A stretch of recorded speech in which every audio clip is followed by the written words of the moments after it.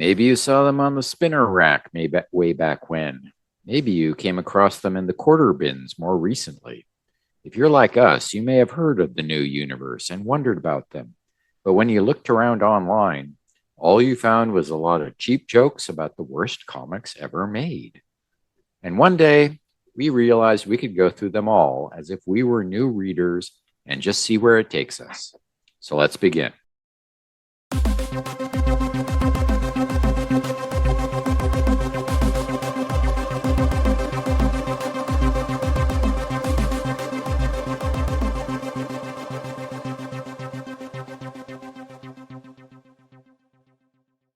Welcome to the Spinner Rack here at the Marvel New Universe Comics Podcast. We are your hosts, Stephen with Starbrand #1 and Andy with Spitfire and the Troubleshooters #1.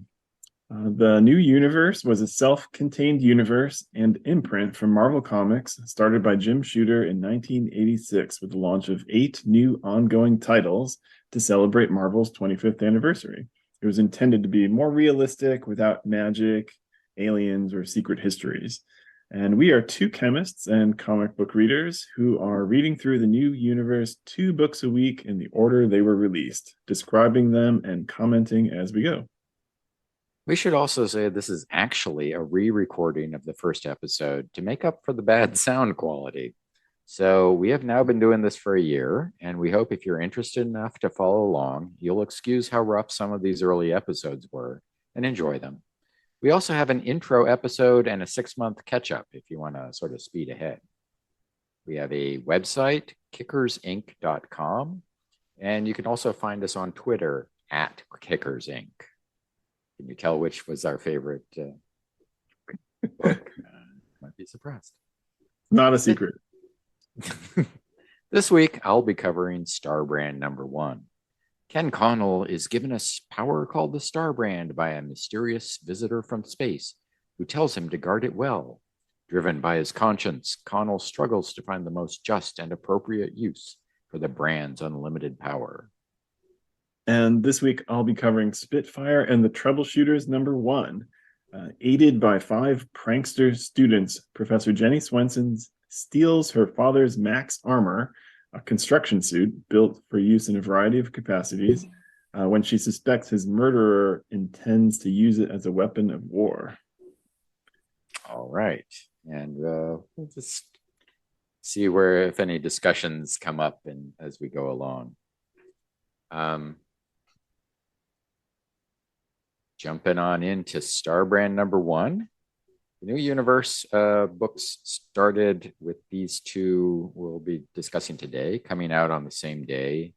It's cover dated October 1986, but we believe it hit the newsstands July 15th, 1986.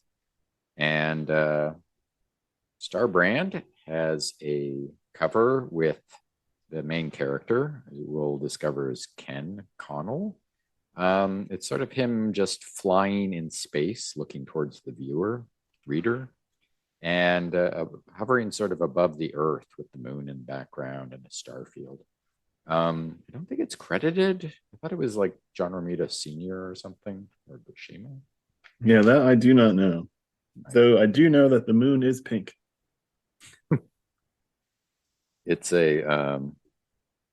It's not intended to be like a moment in the comic, and the title Starbrand with the sign of the Starbrand that we'll see in a minute. And we've got the trade dress. The New Universe books all started off with a unique look on the stand. There was a black border around the cover with the words New Universe at the top in white or a light color. Right, and it's fantastic if you're flipping through back issue bins because it makes them really easy to spot. They pop, and yeah, you can. So do that. That was one of the good things. I mean, a lot of things they did and didn't do to establish themselves as an independent line. We'll be commenting on as we go along and sort of mentioning the things they got right and the things they missed. But starting off today, we flip inside to the title, The Starbrand. And it's got a little, I don't know if books have them so much lately, but they used to have like hunted and feared by a world for the, the X-Men kind of thing. So this one has a little bit at the top. There is a weapon in the universe more powerful than all the others. No more coveted, feared, loved, or hated thing exists. Only a fool or a madman or the right man would dare possess the Starbrand. I'm sold. Yeah, now we're talking. Yeah, I love those little punchy things. We're trying to do that when we started the show there, but we don't have the gift of gab of Jim Shooter, who was the scripter for this issue. The credits down here: Jim Shooter, scripter; John Romita Jr., penciler. Michael Higgins is the editor, but keep in mind that Jim Shooter is also the editor-in-chief of Marvel at this time, and the whole New Universe initiative was kind of his baby. So might be hard to tell your boss that you screwed something up. Could you finish those pages for me, Mr. Shooter? When I'm ready. Okay.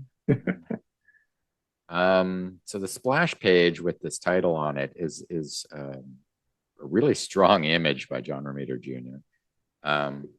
Of again this Ken Connell in the same uniform he's wearing on the cover, but he is in like a railroad yard and he is lifting a locomotive over his head. And it is a real detailed drawing of the locomotive. And he's kind of struggling and maybe sinking into the ground there a little. But again, it's kind of out of the sequence of the book. So it's just a strong image to draw you in, I think. Flipping on into the next page, we start our story proper. And it's a young man on a motocross motorcycle, riding around in the mountains. And the narration box says, somewhere in the Laurel Mountains of Western Pennsylvania, which is the roughly Pittsburgh area. And Ken is thinking to himself, he's just in a helmet at this point. Steep? Too steep? No. And he's fighting the motorcycle as he's going up this super steep mountain. Stay on it, stay on it. Lay on the bars. He's don't want to endo back down. Sorry, I don't know the terminology. Best guess from playing Nintendo games is that would be like going down, like only the front wheel is in contact with the ground kind of thing, like the reverse of a wheelie.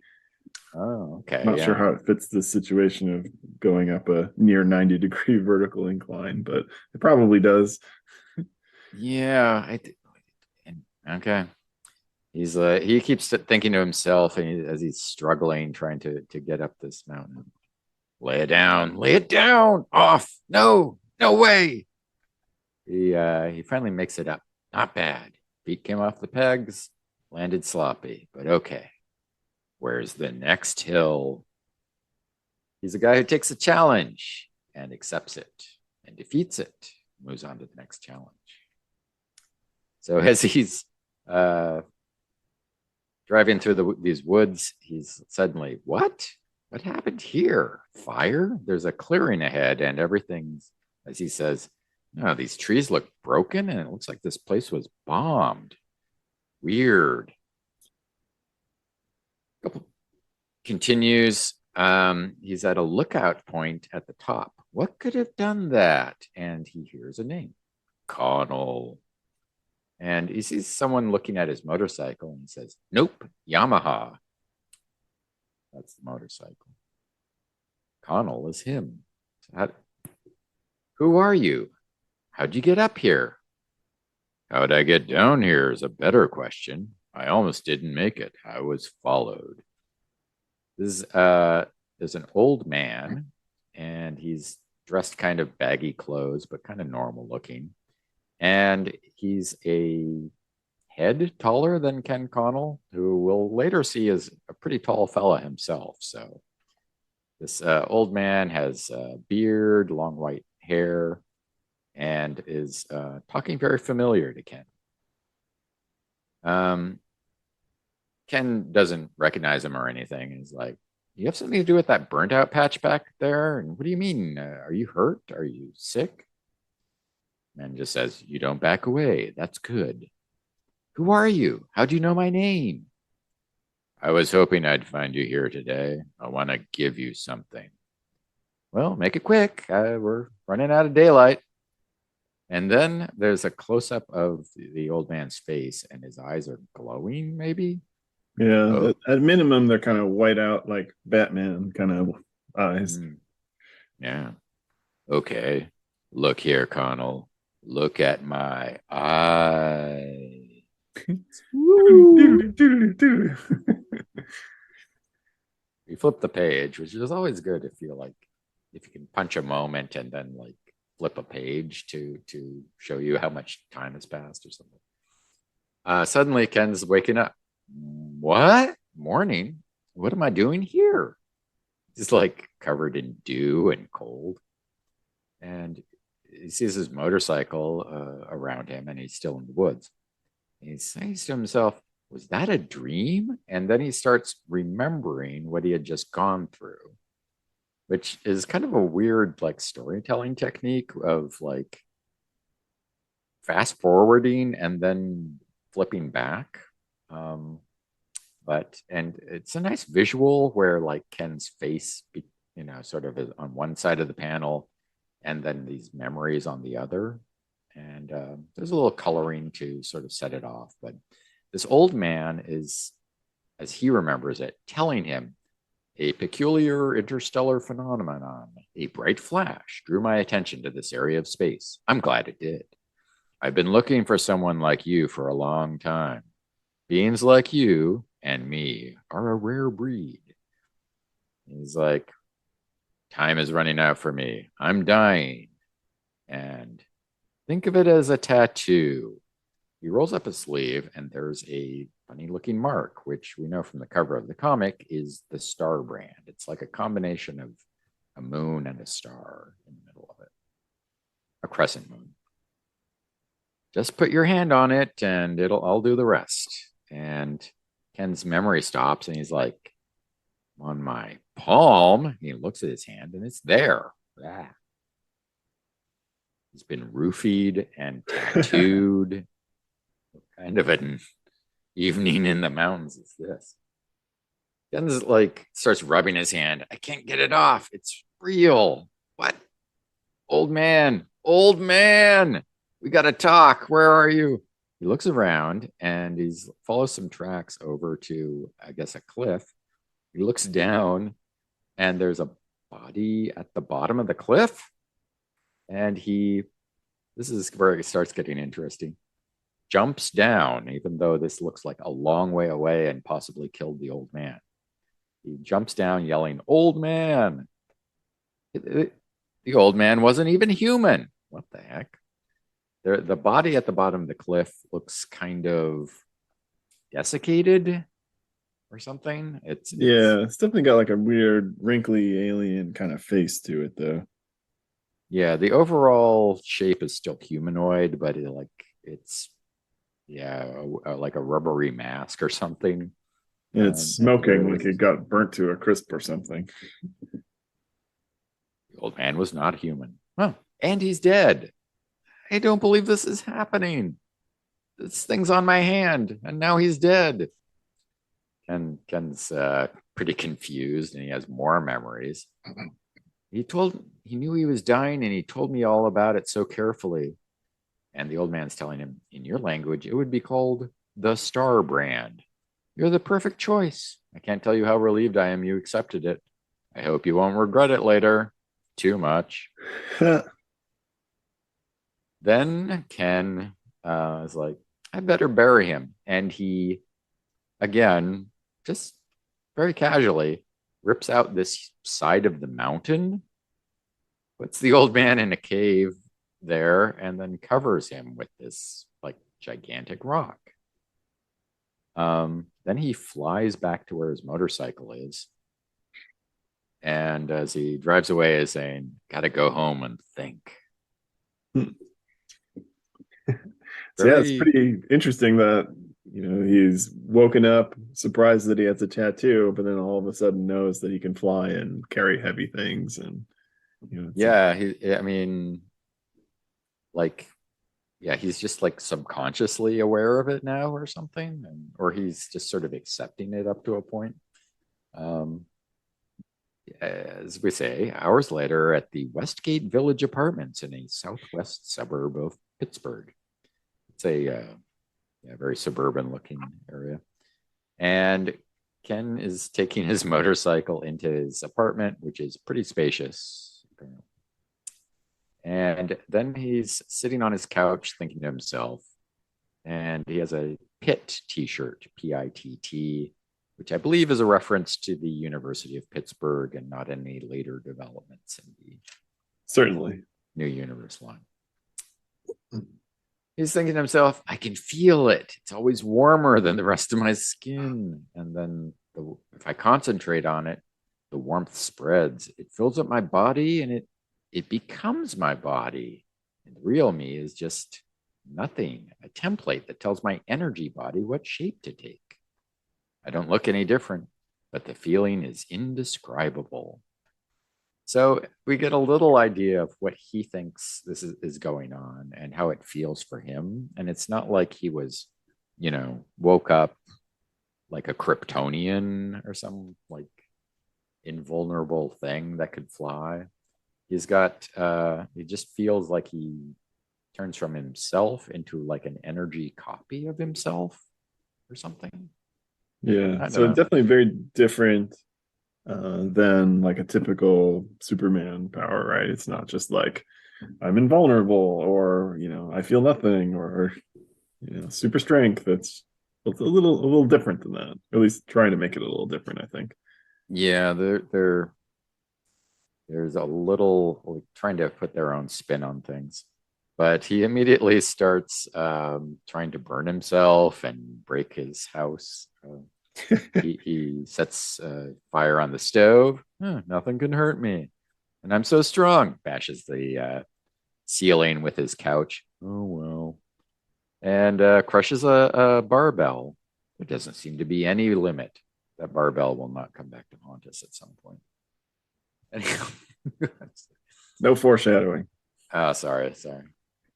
The uh the next thing he does is a little flying. It's like my energy body isn't subject to gravity. It just goes where I want and brings the flesh and blood along. It's weird. But he goes up in the sky, flies around a bit, and we flash over, as it says, moments and miles later in West Mifflin, another southwest suburb.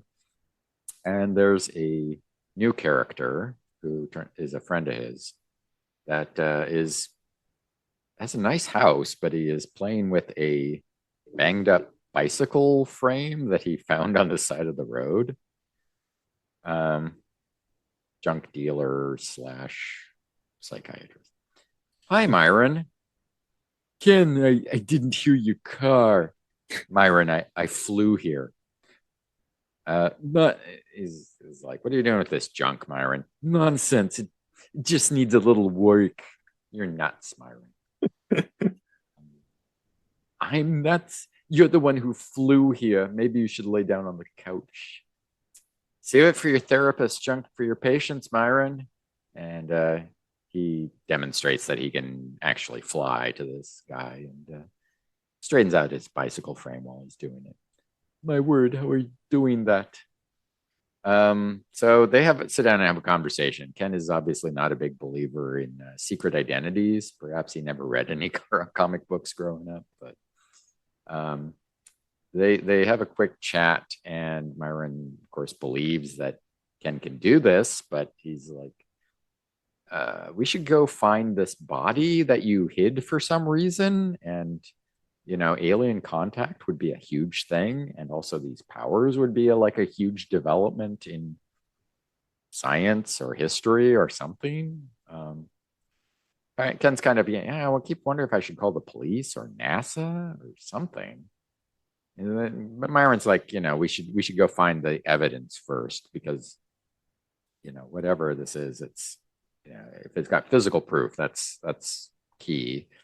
And he also says he suspects that this old man put you under a form of hypnosis, a sort of sleep teaching to enhance your recall. And Ken's like talking more about what the old man had said. It took courage to use the weapon. He kept calling it the weapon.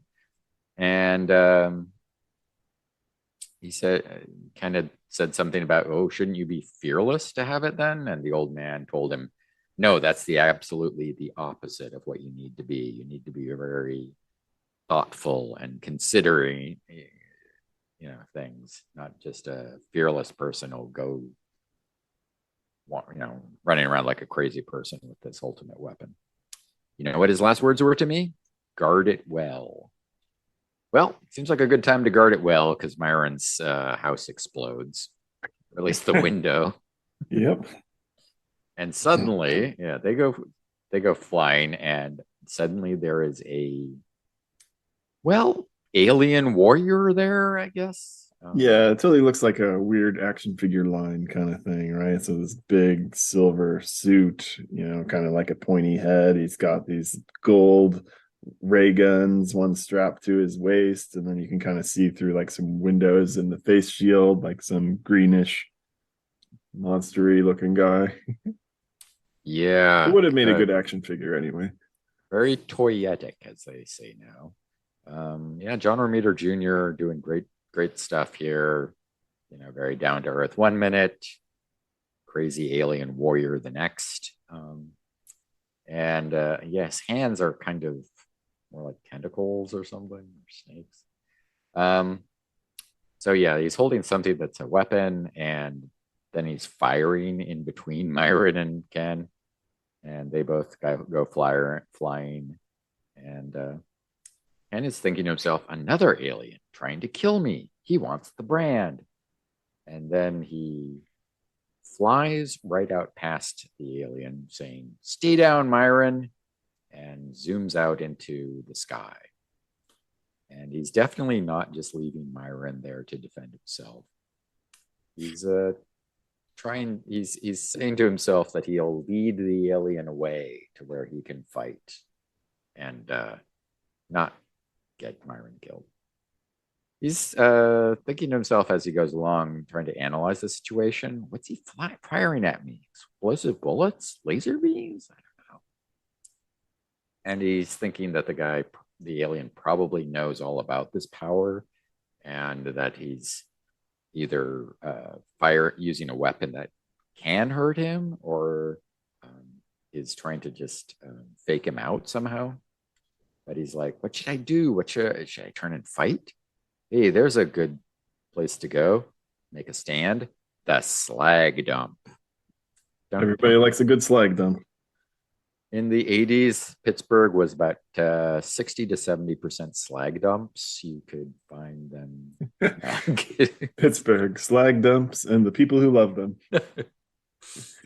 It's so I live in Pittsburgh now, and it's cleaned up a lot from its Rust Belt days, I guess.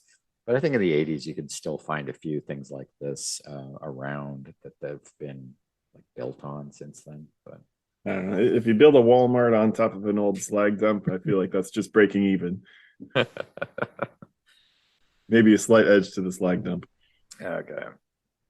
So there is a slag dump, which just looks like, low hills. And then there's some rail cars there. So the railroad is going by it. I think the rail cars full of slag from the foundries would just dump stuff off this cliff. And that's how you get these hills built up. So he's thinking to himself, I'll duck in behind these railroad cars and sneak up behind him, I guess. Wait a second. He's got an even bigger gun, which yes, we see he does. And then the thing like blows up the rail car that's right behind Ken. Oh no, he's coming. I gotta do something. He starts freaking out a little. I gotta throw something at him. And he feels the power kind of slipping away as his concentration is gone. And the aliens shoots at him some more explosions around him. He's just lying there like, ah. So the alien comes up and sort of wraps its hand around him and is holding him up and talking to him directly. Surrender the weapon. And then he talks to him a little bit more, very chatty actually. And he's a fairly big compared to Ken. He's also slightly bigger than him. Listen to me. The old man deceived you. He was not dying. You have been duped into playing a role in an intrigue you cannot comprehend. And basically tells him the old man's the enemy, and you should give me the weapon so I can fight him. He threatens him a little bit more. You are weak. I am strong. Ouch. Dude, that wasn't unnecessary. So Ken thinks about how the old man said, I was the right guy. And finally he's like, fight back. Don't give it up. And no. And the alien is surrounded by white. And Ken is like exploding from within or something. And he like releases the power. It's like the human bomb, maybe. Oh, Human Bomb. That's a good one. The DC character? Yeah. That's the one. So Ken's now saying, you scared me for a minute there, but I'm okay now. And now I'm angry. And it's just a small panel on this page, but he's holding a locomotive. And I think it's the same sort of picture that you saw in the splash page on the first page, where it's like over his head and he's about to throw it at this guy. So the alien keeps shooting at him, and Ken's talking to him like, you want this power jerk? Well, eat it. And then there's a real explosion. Wow. And that's it. The next page, we just have Ken sort of naked on top of the slag heap, and Myron's coming up with a baseball bat. I guess Myron had gonna try to take the alien on himself if he had to, but he's like, what happened? I don't know. My energy self just seemed to flow out and I went Nova or something. Where's your clothes? Burned off. Well, no great loss. When he grabbed me, I wet my pants. Oh, this is years before Kevin Smith used that trope for Batman in rewriting Batman Year One. makes more sense here than with Batman. Definitely Ken's an amateur at this. So 90 minutes later, he goes to a apartment in Whitehall, another suburb, and finds a friend, Debbie Duck. And I guess she's an old friend. And we're not quite sure at first if she's a girlfriend or not. They're pretty close, and they have this sort of code to each other. Hey, Duck, quack. Hey, Kenny, quack yourself. And she's listening to the TV, which is having a exposition dump of the local news talking about a strange explosion on the local slag heap. But Ken just comes in and is like, I sort of lost my clothes and had to borrow Myron's. And do you mind if I stay here? Oh, I just, you look cold. Let me get a blanket for you. And he's already fallen asleep on her couch. The next morning, she drops him off at his apartment. Don't worry, Kenny. She'll tell his boss that, he's needs to get some new keys or something. Thanks for everything, Duck. Good old Deb. It says something about he should take her out to dinner or something. Oh, that reminds me, I've got a date with Barb tonight. This guy gets around a lot, I guess. 2 ladies. What? That's crazy. And he's like, oh man, I lost my driver's license, visa. So a minute later, we've got he's back in the mountains and he's flying out of his car. And I'm just going to look up what that is. Like a Corvette Stingray or something, like a 60s model. Yeah, it's kind of one of those low, flat, fancy looking convertibles, but yeah, I'm not sure exactly what it would be. It's a pretty nice car, but as we find out, Ken's like a mechanic, and so car guys are always having a nice one for themselves. So he's thinking to himself that he's taken the day off work and his boss will be mad, but he's got to find out what happened. And he goes back to where he buried that alien, moves that huge rock aside, and he's like, yeah, he's gone. The other alien was telling the truth. What's on that floor? And he finds some clothes and he knows that they're not the old man's. They look like the ones that he was riding when he was on the motorcycle. And he's like, a farewell present? So long, sucker. What have I got myself into? So he grabs these clothes and heads home. And later in the apartment of Barbara Petrovic. And this is the Barb he was talking about before that he had a date with. Barb's a single mom, a couple of very young kids. And they head up to bed or no, to watch TV after dinner. And while Barb and Ken stay downstairs to neck like crazed weasels. So they're kind of, they're chatting and it's some nice sort of romantic dialogue. But Barb sort of steps in it when she's like, um, and I'm all yours. Is that what you're worried about? Now you know it's safe to ask me to marry you. Uh, Suddenly, Ken panics more than he did when an alien was trying to kill him. Barb, I don't think. Yeah. Oh, just forget I said it. Barb realizes she's dealing with a commitment phobic young man here, and they sit down to do some PG-13, perhaps level petting. And Ken suddenly is like, "What's that noise? Wait, what's going on upstairs?" Barb's, of course, like, come on. What happened to the crazed weasel stuff? He goes upstairs, and the kids are acting strangely, and the little girl and boy have like a strange look in their eye, and the girl actually has a toy gun that Barb doesn't recognize. Where'd you get that gun?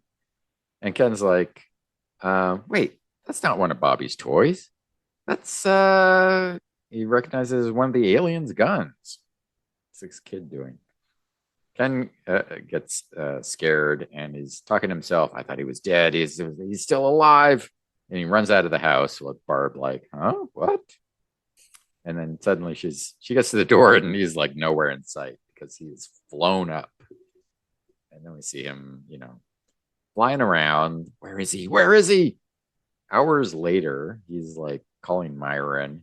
That thing's still alive. I don't know what's going to happen. He must have drugged that little girl too, or hypnotized her. And I can't turn my back. I can't sleep. What's going on? Myron tries to talk him down because now he's like a super powered guy who's freaking out with like paranoia and everything. But he's like, I hate to worry you even more, but the FBI was just here looking for you. Or is that going around asking for questions? So very curious. And I didn't tell him anything. Anyway, is suddenly there's a tap at the door. It's Duck, and she comes in and it's like checking on him. He's like, and she's like, "Is something wrong with Barb?" It's like, "No, but I probably screwed that up too." I wish I could make it better, whatever it is. You always have me. She is super supportive of him, but she sees that gun sitting there. Hey, what's that? And he like freaks out on her. Um, and then she's like, "What are you doing?" And Ken's like, "Oh, he's doing it to me again. I'm all tied up in knots. I gotta figure this out." She leaves. He's like, "You've helped me more than I can tell you. Thanks. I love you, babe." Oh, he can use the L word with her, but not with Barb. I see. Sounds like a complicated relationship. Interesting. Next morning, we get a little glimpse of Ken's work life at, as it says, McMullen and Zare BW in Dormont in a reconditioning shop where he's doing mechanics or auto body stuff. His boss, older guy, is telling him to move a car downstairs. And when he goes outside, he sees the car, but he's like, wait a second, why is the engine still cold? And Ken has left, goes back home, puts on the suit the alien gave him, and is like, tonight I expect to get into a fight. And we have this sort of the look from the cover where he's in this motocross outfit and his gloves and boots, and he looks like he's ready for trouble. Next page, and at this point, this is starting page 23. Usually, books are like 22 pages at this time, so little. If you're watching a cartoon at this point, you would think, "Man, how is this going to wrap up in this time? It's going to be one of those two-parter episodes. I'm going to have to wait a week." Yeah, there's no way they could provide a satisfactory resolution in 2 pages, right? Or could they? Or could they?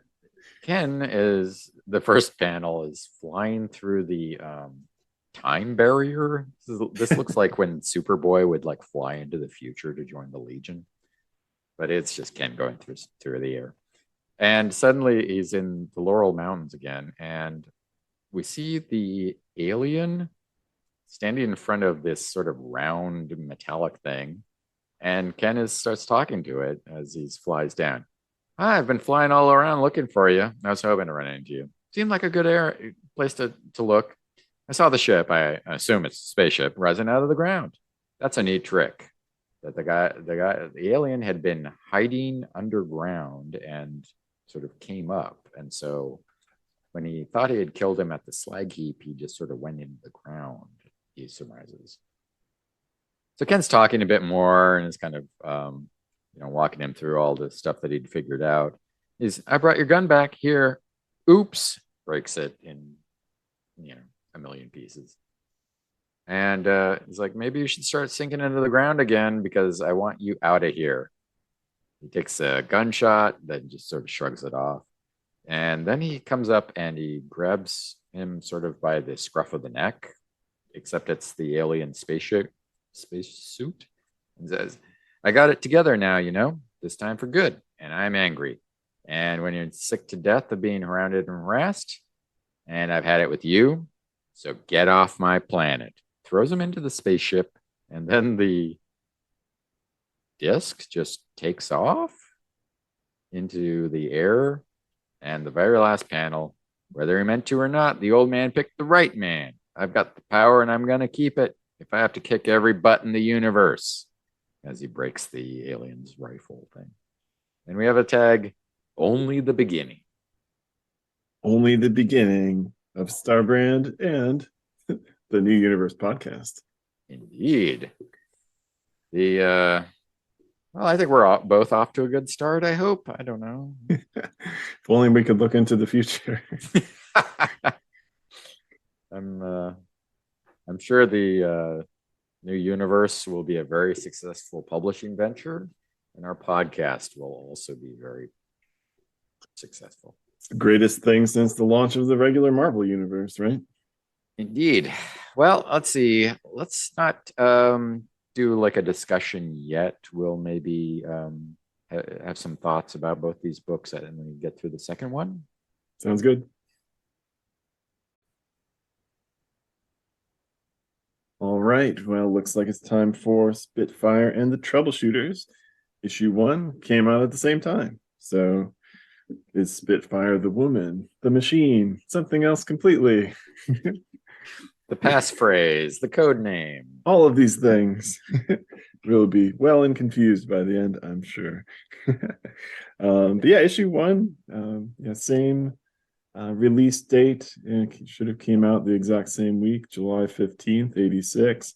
It's our second book of the New Universe. We're kind of reading them in order. And our cover kind of shows us what to expect, I suppose. So there's the Big Max suit, says big red robot armor suit. Not at all like Iron Man. This is kind of big and clunky looking, but impressive nonetheless.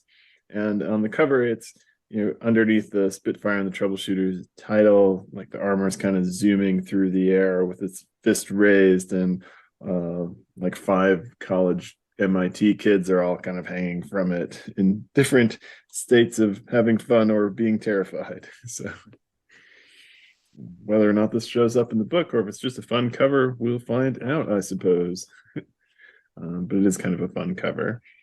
Spitfire and the Troubleshooters is a fun logo too. It's you know, it evokes sort of an older style, you know, and the Troubleshooters. So. Yeah, a little buddy team. But yeah, so diving right into the book, it gets us started really quick. First panel, we're not at the splash page talking about who's writing it. It's a guy in a lab coat sweating. It says, "I won't tell you." And our narration says, "His name is Carl, Dr. Carl Swenson. He has exactly 13 seconds to live." Next panel, 11 seconds. So we're counting down this poor guy. So he's looks like he's in a lab. There's a bunch of machinery. We see hints of some kind of robot suit or like robotic arms and legs menacing him. He says, "I won't give you what you want. It's my laboratory, my work. I will not allow." And the suit replies, "You don't see it yet, do you, Doc?" And it launches some heavy piece of equipment, basically just crushing him against the wall. What you want doesn't matter anymore. I get the designs whether you cooperate or not. All you get to decide is how fast you die. Oof. All right. Sorry, Dr. Carl Swenson, you are not sticking around. He is not Spitfire, apparently. No. This is a 3-page comic book and it's over. Swenson is dead. It's an anthology title, different Spitfires every week. I don't know. Some football team story takes over afterward. I don't know. But yeah, so he's still hanging in there. He clicks a remote and some machines around the lab kind of kick into action. Looks like they got like welding torches, kind of trying to save him from the robot there, but to no avail. They're still counting down 4, 3, 2. It kind of grabs and says, "Cute trying to weld me with one of your little industrial robots, huh? A couple of 1,000 volts might have fried me if it weren't for this suit you built." Uh-oh. So let's see how you like it, Doc.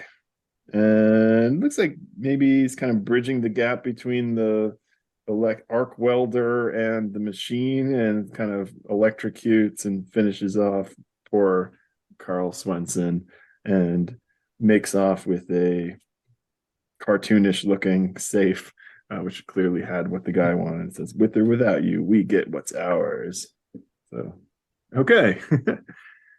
It's like the Beagle Boys with the taking the safe away. I don't know. Of the Beagle Boys. Except deadlier. I don't think the Beagle Boys ever killed anybody. Not that we saw on page, but That all happened off panel. they were implicated in many unsolved crimes. I mean, they definitely had a lot of wanted posters up. So yeah, we get to the splash page then. So we open with the death of Carl Swenson, and then our splash page, the title of this comic is Beginnings, and a long list of creators here. So we got Elliot Brown, John Morelli as the plot, Jerry Conway as the scripter, Herb Trimpe for pencils, and Sino and Morgan for inks. So a whole bunch of people worked on this. We got Bob Harris, editor, and Jim Shooter, editor-in-chief. And the splash pages, all of the kids, it looked like in some large room, probably within MIT, assembling a tractor. So it says, "Outside in an autumn night in Cambridge, warm with the memory of summer." Ooh, that's nice. Inside, in the chairman's office of the Massachusetts Institute of Technology, known to its voluntary inmates as The toot? The Toot. It's a dignified nickname for a bunch of high-powered, intelligent grad students. It's also pretty warm and about to get warmer. So we get introduced to the troubleshooters here, and honestly, it's a little confusing to try and figure out who they all are. We get names like Ferris and Giotti and Terry and Eric. So there's and I think that's maybe all we get to start. Andy shows up as well. But yeah, there's one guy kind of standing and trying to keep them on task. Somebody's putting an engine into the tractor. Another two are one girl putting the big tire on. Basically, they're pranking the crusty old dean. That's what we find out. And it's not long before they're interrupted by Jenny Swenson. So she walks in. Says, before what? Before Chairman Dibble catches you planting a tractor on his new Karistan carpet and suspends all five of you for half a semester? Oh no, Professor Swenson, it's just a joke. But I guess that was sort of a long-standing tradition of like engineering-based pranks at MIT, where they call them hacks in the comic, and that comes true. That's kind of what they're doing here. Jenny kind of mentions the disappearing cafeteria, which I tried to figure out if that was a real thing. Best I could tell, there was a disappearing office prank where a guy was coming in as a new president, so he didn't know the building well, and they like perfectly hid his office door behind like a giant bulletin board, so they like thought he was in the wrong place. You figured this big building and stuff. Oh, So nice. kind of I know that I always think of them as doing stuff like hacking the scoreboard at like football games and stuff to have it like, your team sucks and stuff like that. I don't know. Yeah. Usually not trying to cause harm, but also kind of trying to show off what they could pull off as far as things go. But yeah, so she kind of busts them. She's like, it's like, well, so I think this is funny. It's not that great. Let me see your plans. So she's like, oh, you're not going to turn us in? It's like, on the contrary, I'm going to help you. If you're going to do something, do it right. Dad always taught me along. Oh, sounds like somebody's coming. So she busts them, but also kind of hears, presumably, the crusty old dean coming in there. So rather than have them caught, she hops out into the hallway to head them off. And in fact, they were looking for her. She says, Jennifer, these men were just looking for you. Glad I ran into you then, Chairman Dibble. Let's talk in my office, not the one with the tractor being assembled. But what did those kids put in my office? Another tractor. Unexpected. Every year a tractor. But Terry, the young black woman who's one of the troubleshooters, is kind of like listening through the mail slot. So she's like, they're going to Jenny's office. Sounds like something important. Time to hit the ledge. Okay. We cut to Swenson's office, and the guy introduces himself as Detective Sloan and his partner Jenkins. So like, police detectives? Did I leave my car in a no parking zone? And then we see the kids are literally out on like the window ledge outside of the building. So an MIT a toot tradition as far as if you're going to make your ledge like a meter wide, I don't know what you expect.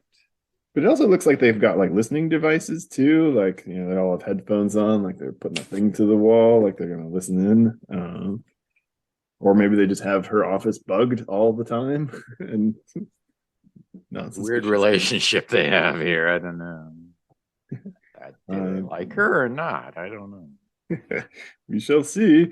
But yeah, stalkers, they'll call them.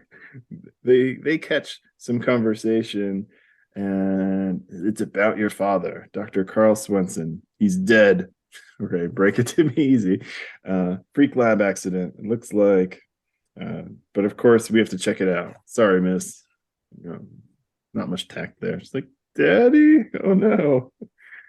We cut immediately to the funeral. So 2 days later, we're moving quickly here. He died. She was informed. The hack was interrupted, and now we're at the professor's funeral.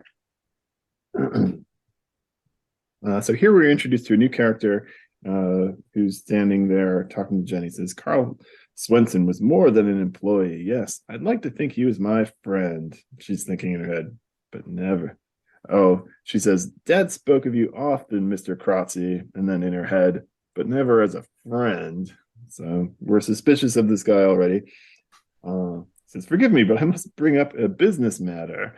I'm afraid your father's contract was quite specific. You've got 24 hours to get all of any personal property out of his lab. It's like, oh, but I'll bend the rules and give you till 10 a.m. tomorrow. It's like, oh, thanks, jerk. Gotta watch that contract. Yeah, you gotta read those things. So Giotti says, oh, that's Fritz Kratzy, owns an R&D company out on the turnpike. Helpfully, the editor tells us that R&D means research and development. Oh, I never knew that. I was wondering. must have been a big thing in the 80s. I don't know. Research and development? Do those things go together? Yeah, I thought you just research and then just set it in a drawer somewhere. But we get a faraway shot as he's kind of talking about Kratzy a little bit and how is super security conscious. And there's a weird situation where Professor Swenson, who's now dead, his house was built on Kratzy's property and is also like strange looking. So there's a house, like a little attachment thing into the backyard, and like a little extra building, which looks more like a lab or a big garage. So again, kind of strange that he's working on his boss's property. I'm not sure why you would sign up for that unless you got a really good deal on rent or something. But and they say that people call his place Fort Kratzy because he's so security conscious.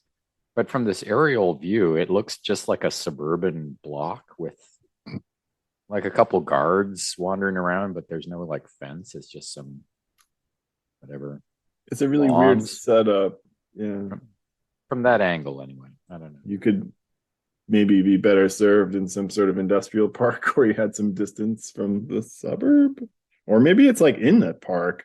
It's in an industrial spot and it's just made to look like a house. So Yeah, actually, maybe because you don't want to let them wander around, but you give them a place on the campus that's secure, but it looks like their normal home. Doesn't look like a prison cell at all. Doesn't look like a prison cell at all. Not at all. Then it's not a prison, is it, Dr. Swenson? I don't know why you want that in your contract, but yeah, geez, so picky. honest to not put you in a prison. Okay, fine. It's there in black and white now. Yeah. Jail, though, that's a different thing. Jail's not a prison. Gotta read the fine print, Swenson.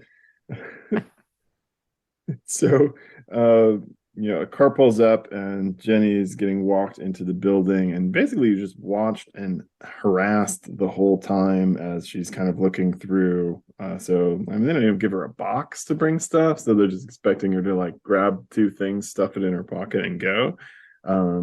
She's wandering through and makes it to the lab and into his personal computer, and she's remembering how they used to leave messages for each other. So as the guy's counting her down, 9:55, you got 5 minutes, like he's getting nervous or something. And she gets on to the computer, but needs the password. What would Dad pick? Planck's constant? Wait a minute, my old password from the Stanford computer, and my dad's pet name for me when I was a kid. Spitfire is in fact Professor Swenson's password. Spitfire. And ever the plan ahead type, Professor Swenson had left a message, and she only gets a piece of it and says, if you're reading this, then I must be dead. Don't let Kratzy. And then boom, 10 a.m. guy with a hat is harassing her. All right, we gotta go. So she kind of does the old spin around and click away from the screen thing. Hopefully you didn't see it. But basically clicking it off with her butt. Yeah, no, or her hands behind her back too. Oh, okay. Okay. But the yeah, so they basically rush her out, having gotten nothing, right? She's taken no personal belongings whatsoever. Um, and yeah, so then we cut to later again with Jenny over on the phone. Um, and da-da-da. So she gets off the phone. She's kind of looking for Kratzy, but he's not available. And then we get a little bit of character building, I guess. She's doing some martial arts. Her sensei is telling her how she's not concentrating, but she takes him down anyway. And he says, "You act from anger, not inner strength. I am disappointed. You must ride through your anger, or it will destroy you." What are you trying to say here, man? And she says, "Sorry, Dad always said I had a redhead's temper." I'm like, okay, I used to have red hair. I don't feel like that's a fair stereotype. I'm starting to make me mad. Don't get angry. The veins popping out. And We could so also call you Spitfire too. Everyone's Spitfire now, aren't everyone they? is Spitfire. And so this guy's not laying off. He's like, "Is it your father who haunts your thoughts? Yes. Then if you would have peace within yourself, set his memory to rest." It's only been like 3 days. Like, give her a break. I Look, will. end of the week. That's all you got. I'm sorry. You had 5 minutes to collect his things. You have 1 week to mourn him. Come on, life goes on. What do you want? Get back to work. Oh. So, she is not really listening. She's like, "I respect you, but not the way you think, Sensei. I believe in action, not introspection." Yeah, go for it, Jenny. Uh, and so she's convinced she needs to find out what that message said. So we cut to the kids in the dorms, and they're basically like working on another prank to split the Yale guy's rowboat in half with a metal wire. But she pops in on them as they kind of explain their plans. And, she starts to talk about, what she wants to do. We get a little clip of Giotti. Um, she says, so, as they're talking about, what to do about Crossy, she's like, "Hey, professor, after 2 years in your structural engineering class, I'd do just about anything for you. I mean, you always help me, you helped all of us, that is." A little hint at the crush there that Giotti seems to have on his professor. We're always impressed with your pants plans and how they. Anyway. Indeed. But yeah, so they're running into a problem. Like, so the Kratzy owns the property, right? So it's not really legal for her to get in there. The death has been ruled an accident, but she's starting to suspect, and she needs to find out what was on that computer. But she doesn't want them to help right away. She's thinking to herself, "What am I doing? Am I actually considering involving these kids in my plan? I better go." Eduardo's like, "We can help. Just let us help." I'm like, "Nope, nope." So as she heads out, they are like, "Fat chance. Sounds like a little larceny." So the troubleshooters in action, no doubt. All right. So things are moving pretty quickly. Jenny's found her way to her father's house again, but this time she's kind of looking at it from across the street, kind of hiding behind a tree. There's a bunch of shadows of armed guards all over the place. But down the road, a fire gets set off, like a column of flame up in the air. She's like, "Huh?" It's like, "Well, just what I needed, a little distraction. There goes Kratzy's guards." And she knows right away that it's the troubleshooters. It's like, very convenient and very dangerous. I told them I didn't want them involved. Why didn't they listen to me? Who am I kidding? Why did I go to them in the first place? I all but asked for their help. Um, and in fact, they've beaten her in there. So as she gets the door open, they're already in there messing around with the lock and the security system. Hey, Jenny, we put a tractor in Kratzy's office. That's what you wanted, right? Two tractors, double the trouble. He'll never find his way out of these tractors. Come on.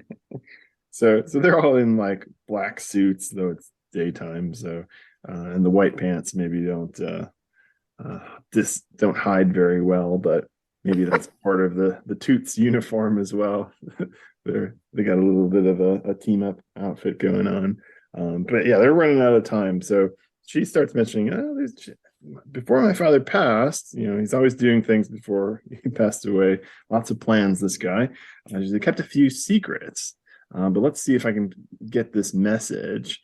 And we don't get to see the message, but she's reading it and finds that it's about Max, Max. This is all about Max. The name of the armor, not Spitfire, Max. And she's like, this is what he's working on when he was killed. And she opens up kind of like a secret cabinet in the wall, and the suit from the cover comes out. It says, Meet Max, Man Amplified Experiment. Dad's life work, the ultimate heavy-duty construction machine, the final prototype, Model 2. Never will be another prototype. Apparently, Kratzy has Model 1, bigger, bulkier. Dad held off giving him this model because he began to suspect Kratzy lied about his plans for Max, Max. Not Spitfire, Max. they're all, wow. Wow, Max. That's great. This thing's amazing.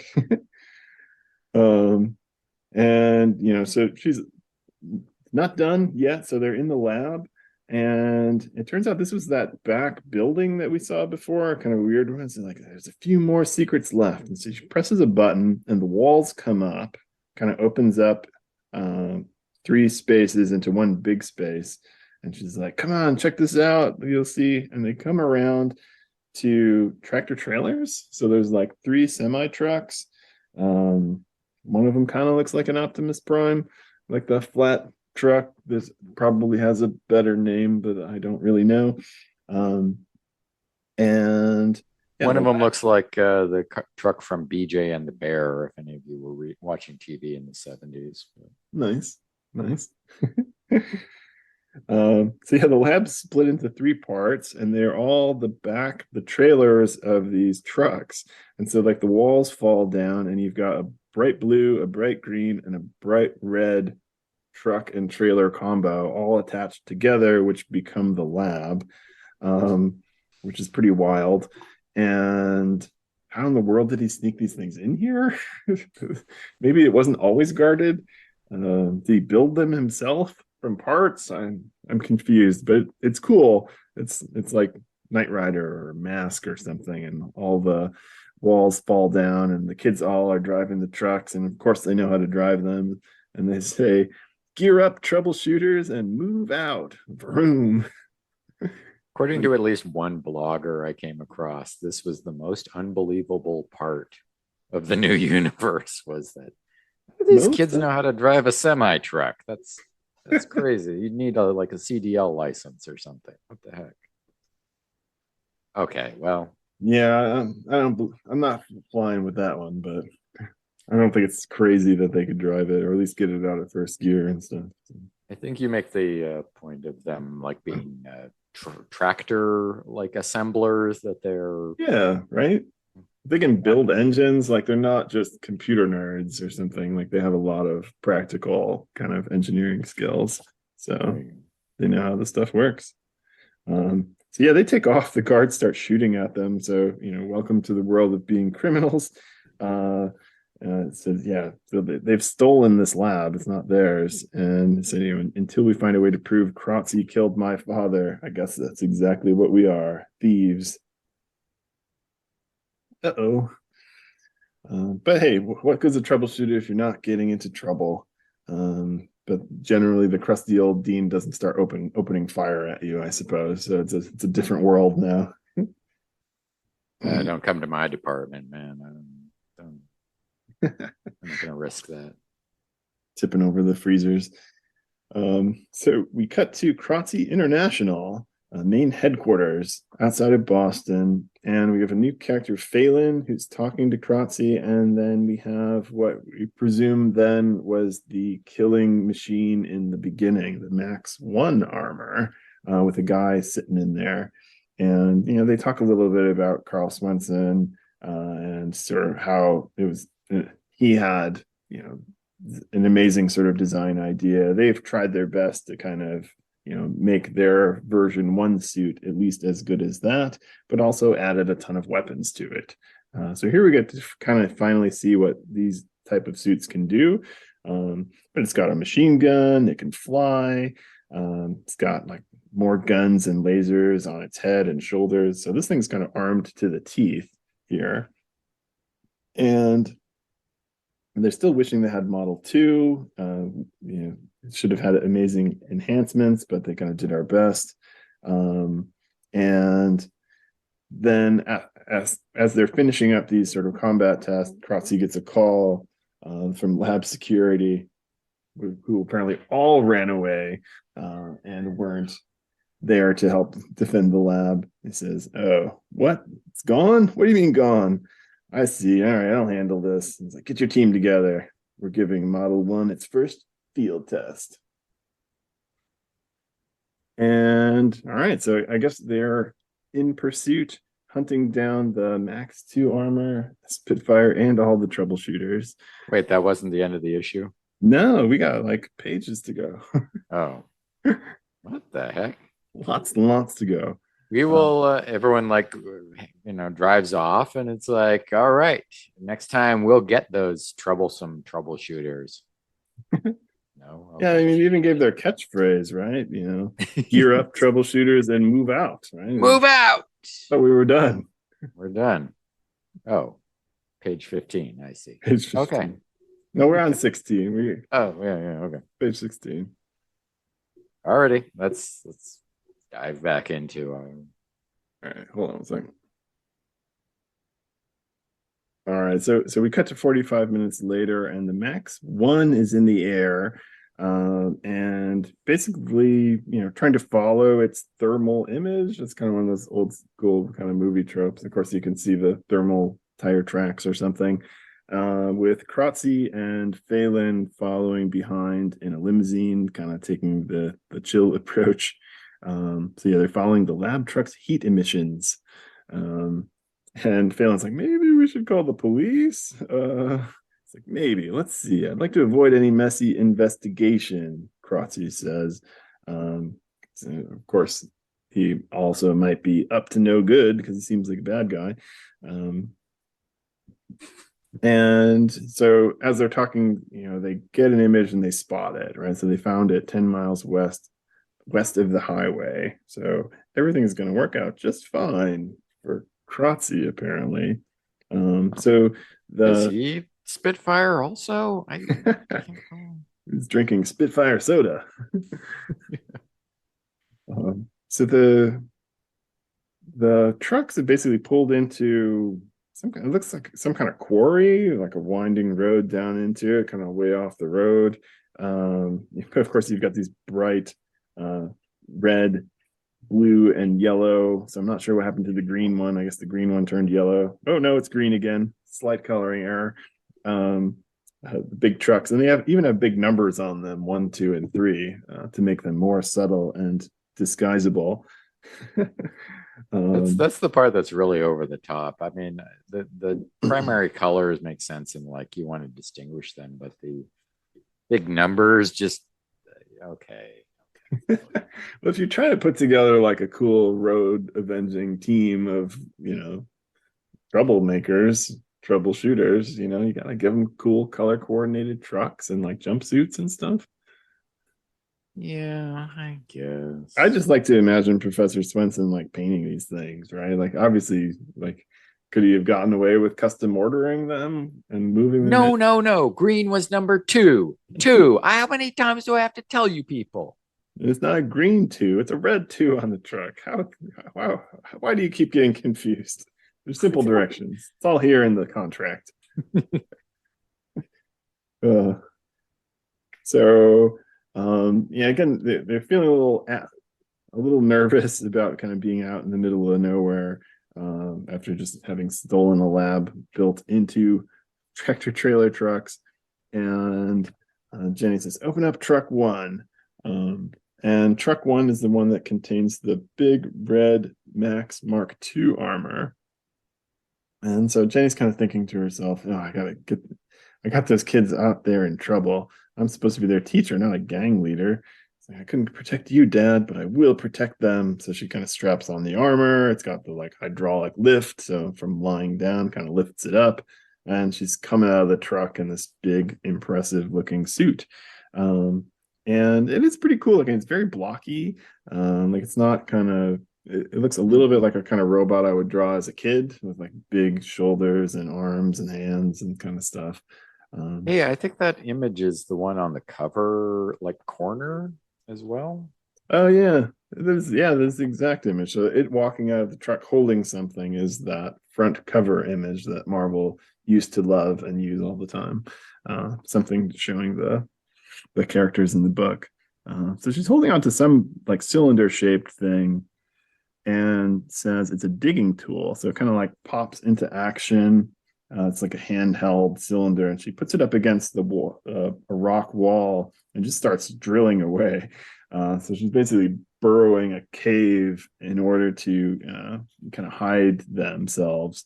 But it's also like throwing rock chips everywhere. So as she starts trying this thing out and smashing into the wall, it's shooting high speed debris back at all the kids in the trucks, and they all jump out of the way. It's like, oh, okay. Sorry, I never thought. You guys all right? If you ever talk to someone who worked in a coal mine, this is why they have little chips of coal in their like legs and things, is machines and digging through earth and rock and being too close to it. Yeah, I don't think they signed up for that. But No, but presumably this is what the Max armor was designed by him to do, right? Like it's to replace construction machines. You know, it's powerful, but it can keep you safe. You know, it's here to do work, not to be a weapon like some bad guy would be thinking. So again, you know, we get some themes. You know, powers, right, Eric? I was misusing it. I shouldn't have used the suit without testing it first. I should have thought before I acted. It'll take some time to learn all that Spitfire is able to do. You mean Max? what does she? I mean, she calls it Spitfire when she herself. I mean, it's like if I called things after myself. I don't Steven, put on your Steven suit. But as she's talking to them, you can see kind of in the far background that the other suit has found them and it's kind of swooping in from behind. And we get a look out. The other Max suit, which is kind of a gray blue, swoops in, kind of knocks them aside, lands, and immediately starts opening fire. And the guy inside's thinking some kids and a woman with another Max suit, but it's a whole lot smaller. It's got no weapons I can see. It shouldn't be too hard to bring it down. So like she just flips the lid on this thing, like the helmet, as just in time to not get shot. And now it's time for Rock'em Sock'em Robot Throwdown. So we get kind of just sweating it, thinking about what she can do. You know, the transducers are showing overload. I gotta let this thing cool, or that's The lithium crystals have gone nuts. I don't know. is it trilithium, or that's the next generation. He's like, well, that's not what Spitfire would do. It's not going to play it safe. Sure. So it basically just puts the thing into full power, you know, goes full speed into it and just gives it a wall punch. They're talking. I'm not sure if they're in radio communication or just shouting through the walls of the suit. Probably radio communication, but why would you listen to this guy? He's like, are you crazy? He's like, not crazy, creep, just mad. Mad at you and mad at the man who sent you. Kratzy, right? Say it was Kratzy. It's like, lucky punch. So they start zooming around, kind of flying, punching each other. She's able to kind of keep it close so that it can't use its weapons. And it splashes down. So the quarry they were fighting in has water in it, and it kind of dives down in with a splash. And she's thinking it's done, but it turns out it's kind of a fake out. So it's hiding in the water and then kind of blasts up out and hits the suit. So after getting blasted, the suit crashes down. So now they're both in the water. So as the kids look on, trying to figure out what's going on, the two suits are basically wrestling each other. We cut to Kratzy, who's kind of pleased with himself, kind of looking smug. And it's like, that woman I suspect is Carl Smunson's daughter. Only she would have known where to find the Max Model 2. She's stolen my property. I intend to get it back. And then turn her over to the police because technically it's his stuff, I suppose. I'm the good guy here. So yeah, so the two suits are fighting it out underwater now, and the Jenny's Max suit kind of uses like a oil spray trick to kind of confuse and distract the Max Mark One, and then kind of slip around and give it like a solid, like double fisted thump on the top of the head, kind of like an older brother would do to its younger brother while fighting it out, like just boom. It looks like it kind of. What's I that? don't think that was the move she used on the sensei earlier, so No. I'm not sure. It would have been funny if it was, though.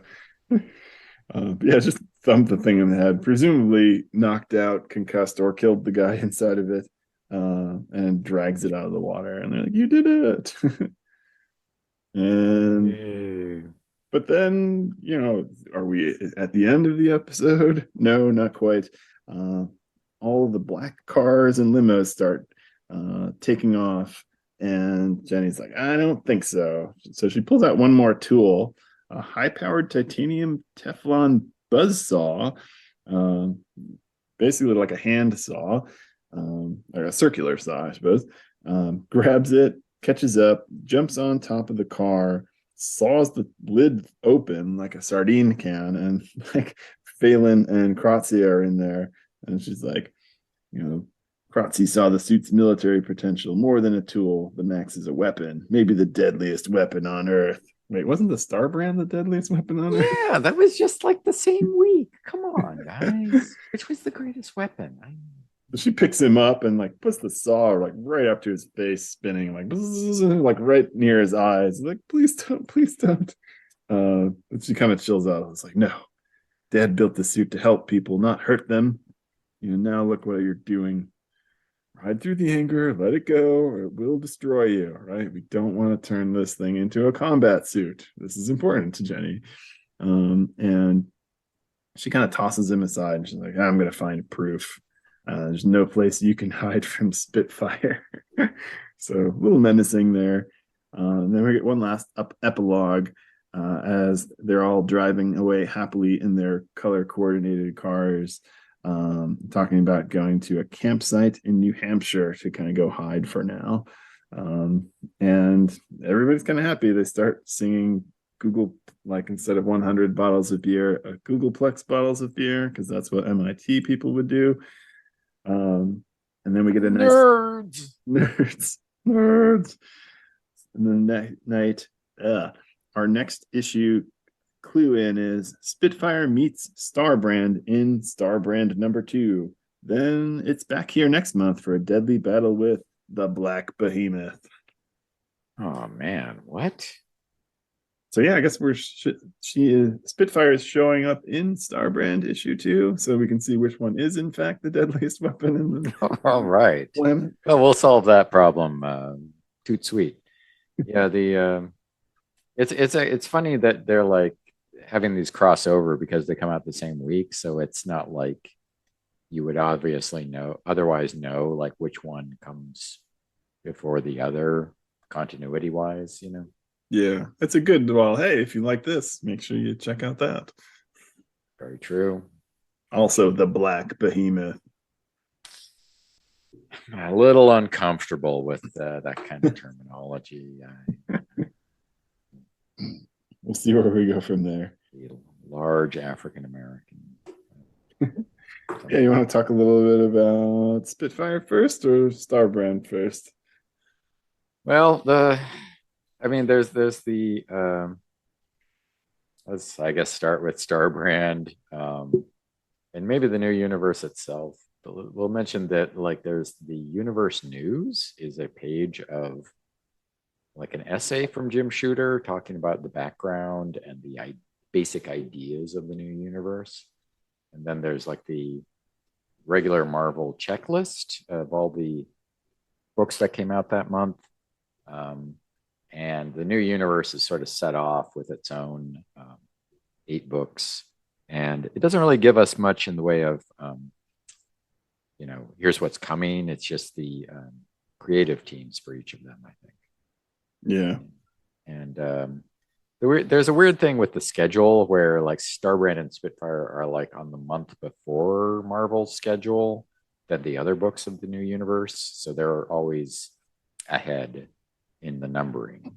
But anyway, the new universe, they talk a little about how they were trying to minimize fantastic elements and make something more realistic and grounded. And part of it was that it's the regular world until the white event, which is like a moment when a white flash happens. And then people get powers or something else happens. In Starbrand, they said the old man said there was this flash that drew his attention. And, so it ties in a little, but neither of these books are like there was the white event and you got superpowers from it in the same way. Right. That's a little funny, but I guess that's a way to kind of have it not changing everything too much, right? It's not chock filled with people with superpowers kind of thing. yeah, I mean, it gives you a good like place to start is like, well, we start with the world, and we'll just add in a few people with powers and how do they react? What did they do? And that's, I think, how a lot of these books are starting. Yeah, and that's kind of, it seemed like what he was trying to go for in Universe News a little bit is like, the Marvel universe was kind of a jump ahead in realism in terms of sort of characterization, but just, realistic people, not just magical super people all the time. But then this new universe was supposed to be like another jump ahead, even more realistic kind of. It's much, much more like the world we know. Right. It's the Marvel universe has even at this point been around long enough to develop, millions, it seems, of alien species and different things living at the center of the earth, and Yeah, a ton of backstory and like so much backstory. I mean, it goes to the dawn of time now. I don't know, right into the celestials, future, and so it's a lot to grab hold of. Here you've got books that are sort of starting from that day they came out, and you just assume everything else in the backstory is the same history you would read about in the textbook or the newspaper or whatever. yeah, Sometimes they're a little loose, but as they say, they try to keep the fantastic elements to a minimum. Anyway. right. And yeah, the Starbrand book then was kind of like a good first jump because that is, although there's a lot of like, here's the characters, kind of there's a lot of setup in it. It's also very much like, okay, here's a regular guy with infinite power. What's he gonna do? Like, okay, freak out, wet his pants, explode things, Yeah, it's a little bit beyond Peter Parker because like a regular guy gets suddenly some power. It's a little, I mean, it's more of a Green Lantern power or a Superman power than the sort of more limited Marvel hero power. And yeah, he's still like, yeah, that's nice. Anyway, I've got this one girl over here, and I got this other girl maybe, and I could, where's your head at? I don't know. I'll get to these aliens next week, I guess. Whatever, but I I'm mean, worried my if you're girlfriend's juggling two ladies and a weirdo buddy, then you really don't have that much time to fight aliens. do not. Um, so it's kind of the flagship character. Like we said, Shooter was the editor in chief at the time and was driving this whole initiative. So there's something about Starbrand that he wanted to say, I think. And, having it be this sort of most powerful character in the new universe. I think we'll see. Um, and I don't know, the way he positioned it at it's going to be one to keep your eye on anyway, I think. Or your ear on with the Marvel New Podcast, Universe comic podcast. indeed. So I really enjoy this issue of Starbrand. I mean, it gets off to a really strong start, I think. It's kind of surprising they had two fights and like more advanced storytelling techniques with these memories or maybe false memories where you're like, is this really what happened, or is Ken kind of an unreliable narrator because he was hypnotized into thinking this is what happened? And I mean, that's fun. I mean, a lot of the comic start off with like, you were bitten by a radioactive spider. That's exactly what happened. Now Right. there's no question. So Did we save the spider? I guess not. um You want to give it a rating or more to say? so as we say, originally I called it a B plus, I think. um Tempted to kick it up to A minus because it's my fondness for it always, like, the more I read it, the more I enjoy it. I don't know. So if you read it yet again when we have to re-record it, then grade goes up. That'll be the I best had book it. I've ever read in my life. I had an A minus, and I will stick to A minus. It's a great book. Not the perfect book, but still a great book. And you don't always want to put the A out first, like the first book ever. We will never top ourselves with this. Yeah. Right.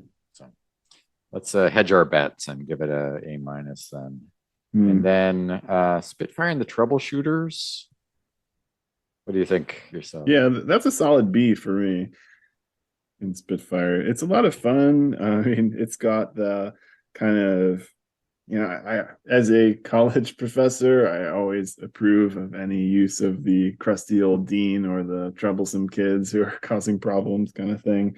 Obviously, I didn't go to MIT, but Revenge of the Nerds, Real Genius, those movies of the time, you can definitely see some vibe of that going there with, it's because she's always name dropping every like school she went to, and it's all like Stanford and Caltech and MIT and everything. Making me look bad. Yeah, we're very respectable degrees. I don't know. But yeah, it's fun. It's a little more cartoonish. We got to see where they're going from there. Obviously, they're setting up, this sort of conflict of, she feels that she's right, but also has to kind of break the law to get there. It also, like, there's a lot of parallels with the plot of the first Iron Man movie, where like Tony Stark is kind of like fighting against his own corporation, and he's got this suit, and then they're kind of fighting over it, kind of thing. Yeah, I mean, it's 20 years before that, so I'll cut it some slack for feeling familiar. But yeah, it's it feels like they want to set her up as sort of more like Robin Hood, like, forced to be on the run. And I'm not sure that's the best way to go, because you could also be, I am a Spitfire, I am Iron Man, be the public superhero. And I think I've got a better sense of it now rereading it, but the biggest drawback I had from originally was the difficulty in telling the troubleshooters apart, and lack of individuality or individual characteristics. So it's that's BB plus for me. Yeah, enjoyable. This went on. Let's see.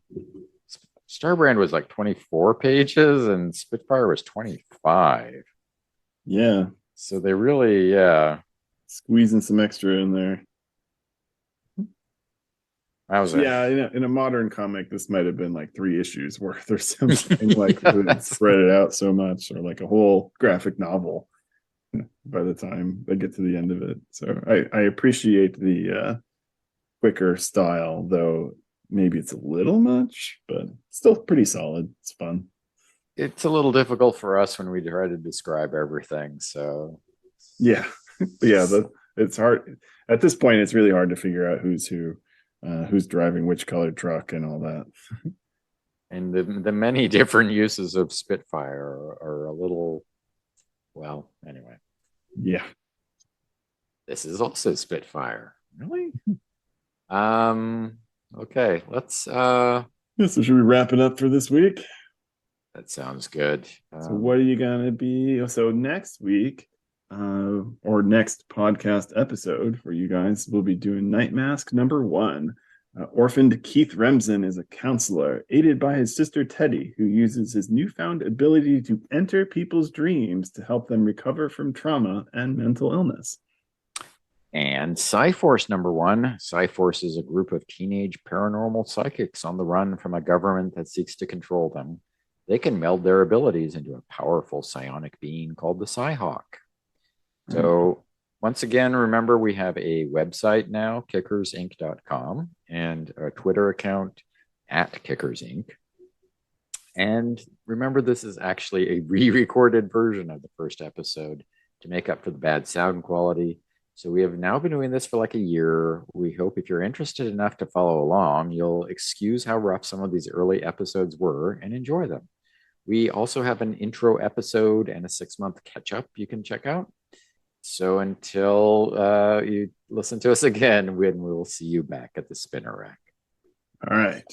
Glad to have you with us.